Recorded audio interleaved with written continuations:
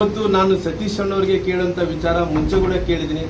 ಅಣ್ಣವರೇ, ಈ ಸಮುದಾಯಕ್ಕೆ ಇಷ್ಟೊಂದು ಅನ್ಯಾಯ ಆದಂತ ಟೈಮಲ್ಲಿ ಕೂಡ ಯಾಕ ಬಾಯಿ ಬಿಚ್ಚಿ ಮಾತಾಡ್ತಾ ಇಲ್ಲ ಅಣ್ಣವ್ರೆ? ನೀವು ದೊಡ್ಡ ನಾಯಕರು, ಬಹಳಷ್ಟು ಕಾಂಗ್ರೆಸ್ನಲ್ಲಿ ಇವತ್ತು ಯಾವ ರೀತಿಯಲ್ಲಿ ಇದ್ದೀರಿ ಅಂದ್ರೆ ಮುಖ್ಯಮಂತ್ರಿ ಆಗುವಂತ ರೇಸ್ ನಲ್ಲಿ ತಾವು ಕೂಡ ಇದ್ದೀರಿ ಅಣ್ಣವ್ರೆ.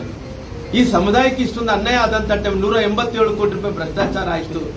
ಎಲ್ಲೆನ್ನ ಒಂದು ಕಡೆ ನೀನು ತುಟಿ ಬಿಚ್ಚಿ ಅಣ್ಣವ್ರು ಇದು ಅನ್ಯಾಯ ಆಗಿದೆ ಅಂತ ಹೇಳಿ ಮಾತಾಡ್ಬೇಕಾಗಿತ್ತಲ್ಲ.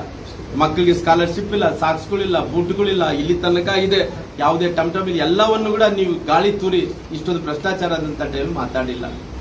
ಜೊತೆಲಿ ಇವತ್ತು ಮೀಸಲಾತಿ ವಿಚಾರದಲ್ಲಿ ಕೂಡ ಸಾಬ್ರು ಒಳ್ಳೆಯವರಂದ್ರಿಗಿನ ಎಷ್ಟು ಒಳ್ಳೆಯವರಂದ್ರಿಗಿನ ಸಣ್ಣ ಹುಡುಗ ಎಷ್ಟು ಒಳ್ಳೆಯನೋ ನಮ್ಮ ಸತೀಶ್ ಅಣ್ಣ ಕೂಡ ಅಷ್ಟೇ ಒಳ್ಳೆಯವ್ರಿ. ಸಣ್ಣ ಮಗು ಇದ್ದಂತವ್ರು, ಅವ್ರಿಗೆ ಯಾವುದು ಕೆಟ್ಟದ್ದು ಗೊತ್ತಾಗಲ್ಲ, ಒಳ್ಳೇದು ಗೊತ್ತಾಗಲ್ರಿ. ಸಾಬ್ರು ಇಲ್ರಿ, ಸಮುದಾಯಕ್ಕೆ ಇವತ್ತು 4.5 ವರ್ಷ ಇತ್ತಿರಿ ಸಮುದಾಯದಲ್ಲಿ ಇವತ್ತು ಮೀಸಲಾತಿ ನಮ್ಮ 2023 ಜಾರಿಗೆ ತಂದಿರಿ. 2022 ಜಾರಿಗೆ ತಂದಿರಿ. 22 ಏಪ್ರಿಲ್ ಜಾರಿಗೆ ತಂದಿರಿ. ಮೊನ್ನೆ ಹತ್ತತ್ರ ರೀಸೆಂಟ್ ಆಗಿ 4.5 ವರ್ಷ ರೀ ಸಿದ್ದರಾಮಯ್ಯ ಸಾಬ್ರು 4.5 ವರ್ಷ ಇತ್ರಿ. 4.5 ವರ್ಷದ ಇದ್ದ ನಂತರ ಈ ಸರ್ಕಾರ ಹೋಗಿ ಕೋರ್ಟ್ ಅಲ್ಲಿ ಮಂಡಿಸಬೇಕಾಗಿತ್ತು. ಇವ್ರು ಅಡ್ವೊಕೇಟ್ಗಳು ಕೂಡ ಹೋಗಿ ಅಲ್ಲಿ ಏನಾಗಿದೆ ಅಂತ ವಿಚಾರವನ್ನು ಕೂಡ ಮಂಡಿಸಲಿಕ್ಕೆ ಯಾರು ಲಾಯರ್ ಕಳಿಸಿಲ್ಲ ರೀ.